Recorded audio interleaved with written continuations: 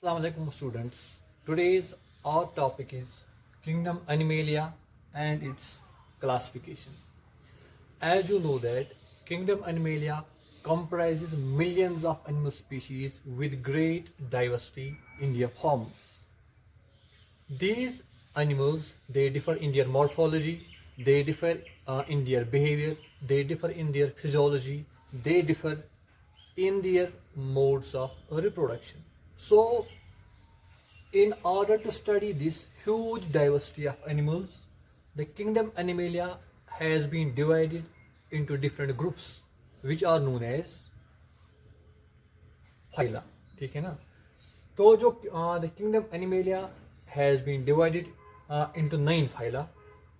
That is, first phylum, Porifera, Coelenterata, Platyhelminthes, Nematoda, Annelida, Arthropoda, Mollusca, Echinodermata, and Chordata.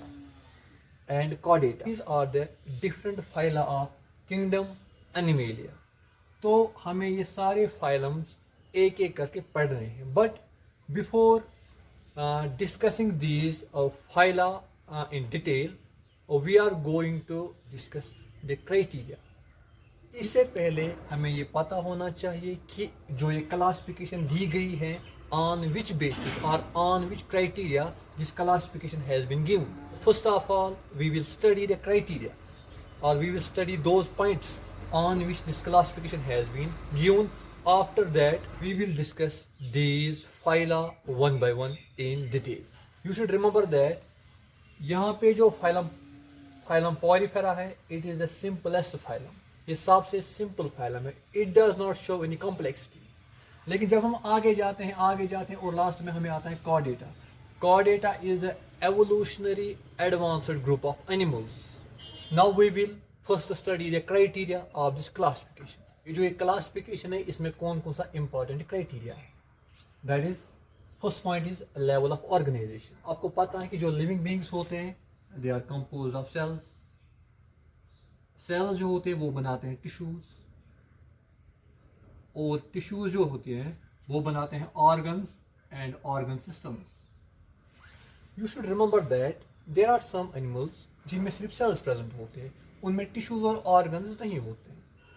I will repeat again, there are some animals, कुछ animals ऐसे होते हैं जिनमें सिर्फ क्या पाए जाते हैं, सेल्स. तो उस टाइम हम बोलते हैं they are having cellular level of organisation. कुछ एनिमल्स ऐसे होते हैं जिनमें टिश्यूज बनते हैं, सेल्स होते हैं वो बनाते हैं टिश्यूज, लेकिन उनमें ऑर्गन सिस्टम्स नहीं होते हैं. तो वहाँ पे हम बोलते हैं they are having tissue level of organisation. और वो वाले एनिमल्स जिनमें ऑर्गन सिस्टम्स बनते हैं, तो वहाँ पे हम बोलते हैं organ system level of organisation. Now the second point is symmetry. Symmetry क्या हुआ? Symmetry means similarity. जब हम किसी लिविंग ऑर्गेनिज्म को सेंटर में डिवाइड करते हैं into two parts, अगर वो दोनों पार्ट्स सिमिलर होंगे तो हम बोलेंगे that living organism shows symmetry. अगर वो दोनों पार्ट्स सिमिलर नहीं होंगे तो हम बोलेंगे it does not show symmetry, it is asymmetric. I will give you a simple example. आप मानो हम लेंगे एक स्क्वायर. ये जो स्क्वायर होता है, स्क्वायर के सारे साइड्स बराबर होते हैं. This is a square. अगर मैं इस स्क्वायर को डिवाइड करूंगा बीच में यहां से, तो इसको बराबर दो हिस्से हो जाएंगे. तो ये जो दोनों पार्ट्स हैं, they are similar to each other. तो इसको दो हिस्से बराबर हो गए. That means it shows a similarity or it shows a symmetry. Or you will take this example. इसको डिवाइड करूंगा ऐसे, तो इसको बराबर दो हिस्से हो जाएंगे. इसको बराबर दो हिस्से हो जाएंगे और वो सिमिलरिटी दिखाएंगे. That means it shows a similarity. Clear? अब हमारे पास कुछ लिविंग ऑर्गेनिजम्स ऐसे होते हैं which can be divided into two equal parts in more than one plane. हम उनको डिवाइड कर सकते हैं दो इक्वल पार्ट्स में, but in more than one plane. Just like मैं इसको यहाँ पे डिवाइड करूंगा, यहाँ पे इस प्लेन में, तो इसको बराबर दो हिस्से हो गया वन प्लेन. अगर मैं इसको ऐसे डिवाइड करूंगा इस प्लेन में, तो फिर भी ये डिवाइड हो गया इनटू टू इक्वल पार्ट्स. तो मैंने इसको डिवाइड किया in two planes, in two equal parts. इस सिमेट्री को हम बोलते हैं रेडियल सिमेट्री। रेडियल सिमेट्री होगी वो वाली सिमेट्री जिसमें हम किसी लिविंग ऑर्गेनिज्म को डिवाइड कर सकते हैं into two equal parts but in more than one plane. लेकिन हमारे पास कुछ लिविंग ऑर्गेनिज्म्स ऐसे होते हैं जिनको हम डिवाइड कर सकते हैं only in one plane. You will take an example of human being. अगर हम ह्यूमन बीइंग को यहाँ पे डिवाइड करेंगे तो इसका हेड ऊपर जाएगा, इसके लेग्स नीचे जाएंगे, तो ये जो दोनों हिस्से हैं ये डिसिमिलर हैं। लेकिन अगर हम ह्यूमन बीइंग को इस ऊपर से नीचे तक डिवाइड करेंगे, ठीक है ना, from head to the toes, ऊपर से नीचे तक, तो इसको बराबर दो हिस्से हो जाएंगे। दैट मीन्स हम ह्यूमन बीइंग को डिवाइड कर सकते हैं ओनली इन वन प्लेन। तो वो वाली सिमेट्री जिसमें हम लिविंग ऑर्गेनिज्म को डिवाइड कर सकते हैं only in one plane, that's called bilateral symmetry. So you should remember that there are some animals we show the radial symmetry and there are some animals we show the bilateral symmetry. This was the second important point. Now the third important point is germ layers. Germ layers क्या होते हैं? आपको पता है कि जो हमारे body organs होते हैं, हमारे एम्ब्रियो में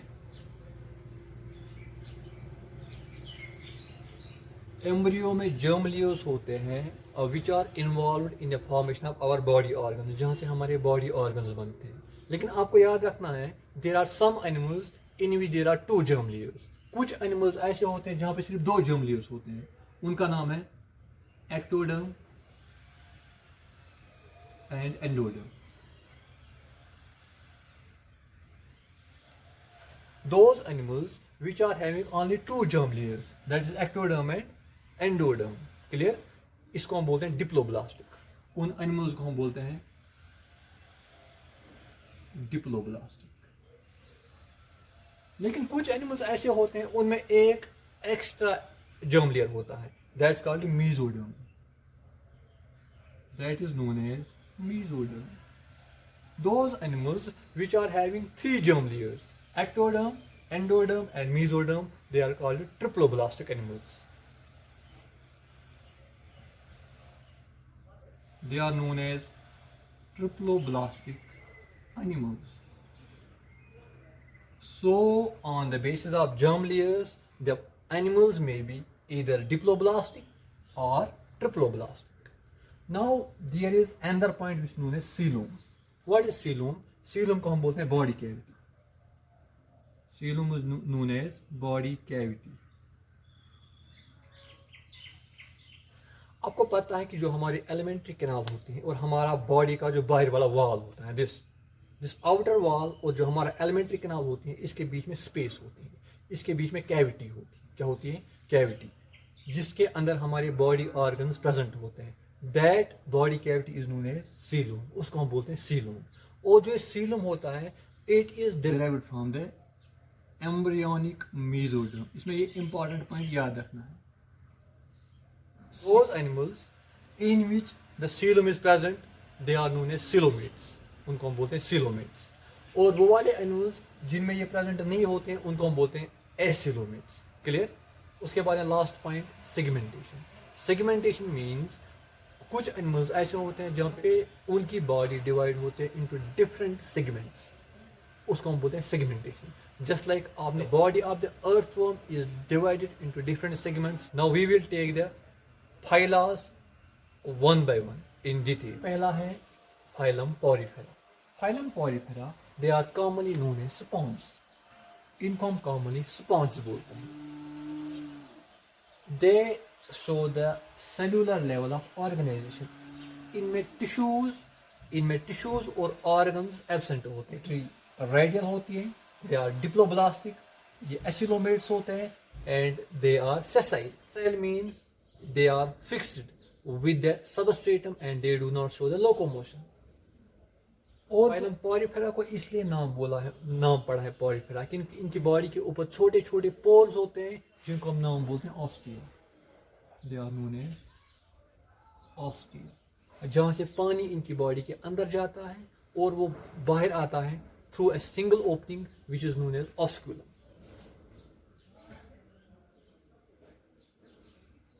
इसमें एग्जांपल आता है। Second phylum is Coelenterata. Coelenterata में होता है ऑर्गन सिस्टम लेवल, यहाँ पे था सेलुलर लेवल, तो यहाँ पे क्या है? ऑर्गन सिस्टम लेवल, तो हो गए एडवांसमेंट। इनको बोलते हैं नाइडेरिया। तो इसलिए नाइडेरिया बोलते हैं because they are having special types of cells which are called stinging cells और which are known as cnidoblasts which are used by the coelenterates for their defence, इसलिए इनको बोलते हैं नाइडेरिया। इनकी सिमेट्री रेडियल होती है, ये बराबर ही होती है। ये भी डिप्लोब्लास्टिक होते हैं just like these, they are acoelomates just like these. और यहाँ पे आप एक और पॉइंट याद रखोगे, यहाँ पे मैंने बोला था दे आर सेसाइल, यानी कि ये मूवमेंट नहीं करते हैं। लेकिन जो सीलेंट्रेटा होता है, Coelenterata are composed of two forms, इसमें दो फॉर्म्स पाए जाते हैं, one is called polyp and second is called medusa. ये जो पॉलिप होता है, पॉलिप एक ही जगह पे फिक्स्ड होता है, लेकिन जो मेड्यूसा होता है इट इज फ्री स्विमिंग। इसमें एग्जांपल आती है hydra and jellyfish. Now the third phylum is Platyhelminthes. Platyhelminthes में क्या है, इसमें भी होता है organ system level of organisation just like Coelenterata. इनको हम कॉमनली बोलते हैं फ्लैटवर्म्स। इनको हम कॉमनली फ्लैटवर्म्स इसलिए बोलते हैं because they are dorsoventrally flattening. अब यहाँ पे सिमेट्री बाइलेटरल होती है, डिप्लोब्लास्टिक थे लेकिन ये यहाँ पे ट्रिप्लोब्लास्टिक है। ये यहाँ पे ट्रिप्लोब्लास्टिक है, that means they are having 3 germ layers. और जो प्लैटीहेलमिन्थस होते हैं दे आर मोस्टली पैरासाइट्स। और in case of platyhelminths they are having special types of cells for excretion. These cells are known as phloem cells. इसमें example आते हैं tapeworm and liver fluke. We will take another phylum that is Nematoda, Annelida and Arthropoda. We have already studied 3 phylums, phylum Porifera, Coelenterata and Platyhelminths.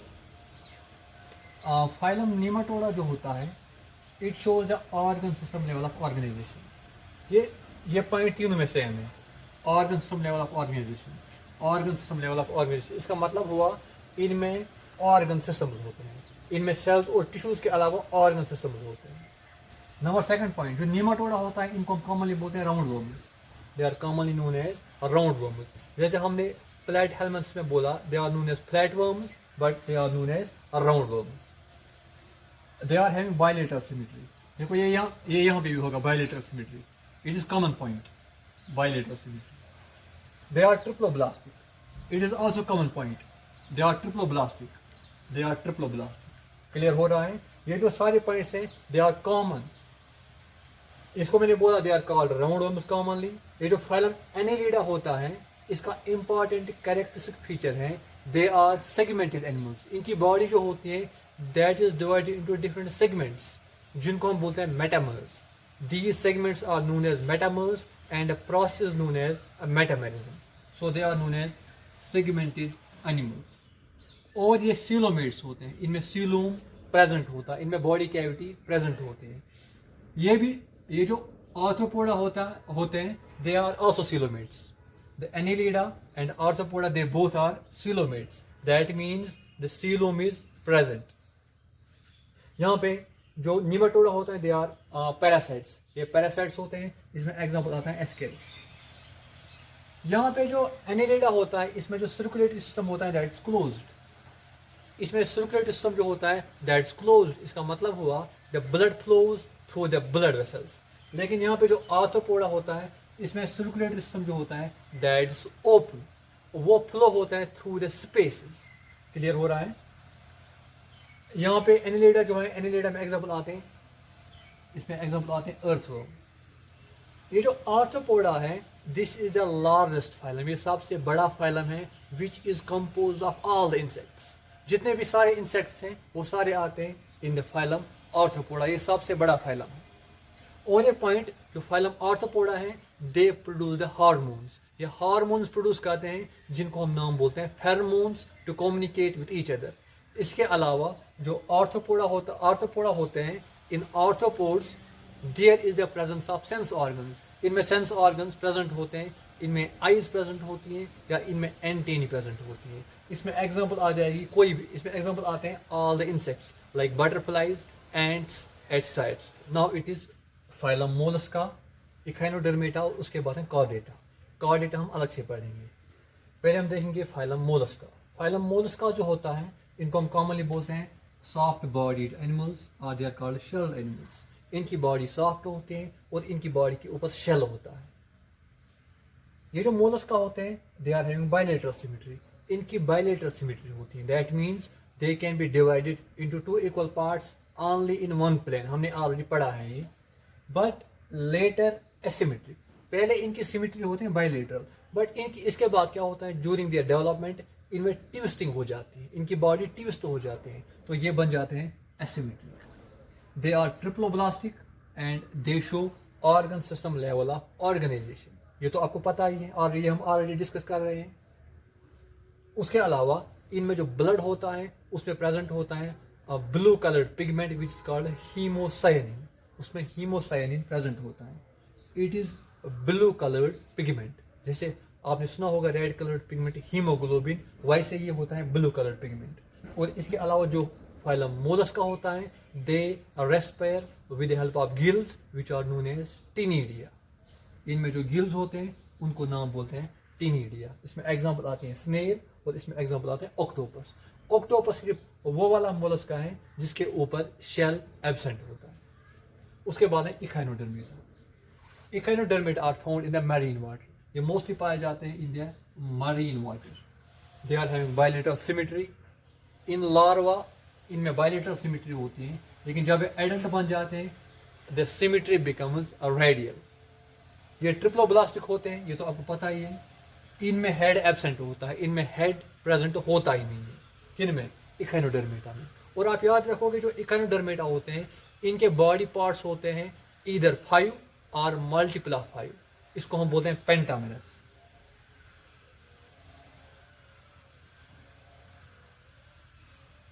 The body parts in case of Echinodermata are either 5 or multiple of 5. That condition is known as pentamerous. Just like आपने देखी होगी starfish. Starfish में होते हैं वो arms, क्या होती हैं? और इसके अलावा जो Echinodermata होते हैं they also respire with the help of gills. Now अब हमारा सिर्फ एक फाइलम बचता है, that is phylum Chordata. We will see the phylum Chordata and its classification. Phylum Chordata जो होता है, phylum Chordata is divided into 4 subphylums. इसमें 4 सबफाइलम बनाए गए हैं, लेकिन हमें एक ही सबफाइलम पढ़ना है, दैट इज वर्टिब्रेटा। इसमें 4 सबफाइलम है, हेमिकॉर्डेटा, यूरोकॉर्डेटा एंड सेफेलोकॉर्डेटा, लेकिन हमें कौन सा पढ़ना है, हमें पढ़ना है vertebrata. The subphylum vertebrata is further divided into 2 divisions. One is called Agnatha and second is called Gnathostomata. Agnatha are known as jaw-less vertebrates. वो वाले vertebrates जिनमें jaws present नहीं होते हैं, they are Agnatha, और जिनमें jaws present होते हैं, they are called Gnathostomata. The Gnathostomata is further divided into 2 superclasses. One is called Pisces and second is called Tetrapoda. Pisces जो होते हैं, Pisces में सारी fishes आते हैं।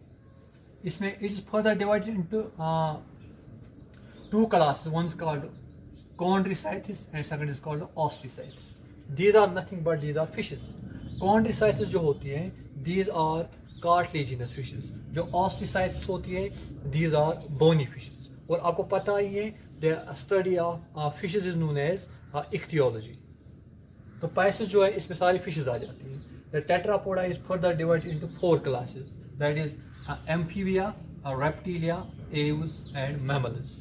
ये जो phylum Chordata होता है, the phylum Chordates are triploblastic. ये triploblastic होते हैं, इनमें organ system level of organization होते हैं, they are coelomates, clear? तो वो सारे points इनमें होते हैं। इसके अलावा इनमें जो important characteristic feature होते हैं, the first point is इनमें notochord present होता है। The notochord is present on the basis of which the name Chordata is, यहाँ पे इनको नाम Chordata पड़ गया on the basis of notochord. Notochord is solid, stiff, unjointed और rod like structure, जो इनके लाइफ स्टेज में किसी भी पॉइंट पे प्रेजेंट होता है, बॉडी के अंदर प्रेजेंट होते हैं backbone, that backbone gets developed from the this notochord. Notochord is present between the elementary canal and the notochord. और मैंने बोला कि जो notochord होता है इससे डेवलप हो जाती है बैकबोन और vertebral column. Second point is dorsal notochord. ये जो कॉर्डेटा होता है, कॉर्डेटा में पाया जाता है notochord, but that is dorsal, ये पिछले वाली साइड से प्रेजेंट होता है, ऊपर वाली साइड से। It is hollow and fluid filled, या हॉलो होता है और इसके अंदर क्या प्रेजेंट होता है, इसके अंदर फ्लूइड प्रेजेंट होता है।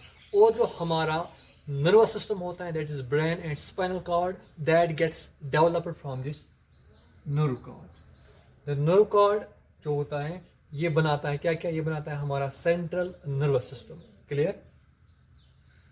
उसके बाद थर्ड पॉइंट जो है that is gill slits, pharyngeal gill slits. जो कॉर्डेटा होता है इनके साइड से ओपनिंग्स होते हैं, जस्ट लाइक हम ह्यूमंस हैं, हम भी कॉर्डेट्स हैं, हमारे साइड से ईयर्स हैं। They are actually pharyngeal gill slits, or openings. और लास्ट पॉइंट है जो कॉर्डेटा होता है, ये जो कॉर्डेटा होता है इनके लाइफ साइकिल के किसी न किसी स्टेज पे टेल प्रेजेंट होती है। These are the 4 important characteristic features which are shown by the phylum Chordata. Now we will see the different classes of vertebrata. Pisces तो आपको पता है, Pisces are fishes. It includes all types of fishes. और जो fishes होती है they are mostly found in the aquatic habitats. वो तो land पे नहीं पाए जाते हैं, वो तो aquatic habitats में पाए जाते हैं। The body is divided into head, trunk and tail. इनकी बॉडी जो होते हैं that is divided into head, trunk and tail. And the fishes are oviparous because they lay the eggs. Fish जो होते हैं ये eggs डालते हैं, so they are oviparous. And the fishes are having 2 chambered heart. That is one auricle and one ventricle. Second class is amphibia. Amphibians are the first animals which show the dual mode of living.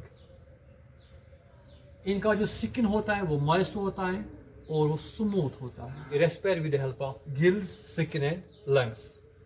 उसके बाद है Reptilia, reptiles. The body is divided into head, neck, trunk and tail. और जो Reptilia होते हैं ये respiration करते हैं with the help of lungs. यहाँ पे आप याद रखोगे जो एम्फीबिया होते हैं इनमें जो हार्ट होता है that is 3 chambered, auricles and 1 ventricle. और जो रेप्टिलिया होते हैं in case of reptilia the heart is incompletely 4 chambered. वो 4 चैम्बर्ड नहीं होता है बट वो इनकम्प्लीटली 4 चैम्बर्ड होता है। Then it is Aves. Aves includes all types of birds. ये जो बर्ड्स होते हैं कि जो आगे वाली 2 लिम्स होते हैं, 4 limbs are modified into the wings. उनका स्किन जो होता है वो ड्राई होता है एक्सेप्ट द टेल, क्योंकि जो टेल होते हैं वहाँ पे प्रेजेंट होते हैं यूरोपाइडियल ग्लैंड्स। और बर्ड्स होते हैं their body is covered with feathers. In case of birds, the heart is 4 chambered. Birds में हार्ट कम्प्लीटली 4 चैम्बर्ड होता है, वहाँ पे ऑरिकल्स होते हैं और 2 वेंट्रिकल्स होते हैं। और लास्ट पॉइंट यहाँ पे मैमलिया आ गया। Mammals give birth to their young ones, so they are oviviparous. They are provided with 2 pairs of limbs which are pentadactyl. और एक इम्पॉर्टेंट पॉइंट है, यहाँ पे भी 4 चैम्बर्ड हार्ट होता है और इनमें भी 4 चैम्बर्ड हार्ट होता है। Completely 4 chambered heart, 2 auricles and 2 ventricles. And last important point, ये जो पहले 3 क्लासेस हैं they are cold blooded animals, लेकिन जो लास्ट 2 क्लासेस हैं they are warm blooded animals. Clear? This was all about the kingdom Animalia and its classification. इंशाल्लाह we will meet in the next lecture. Thanks.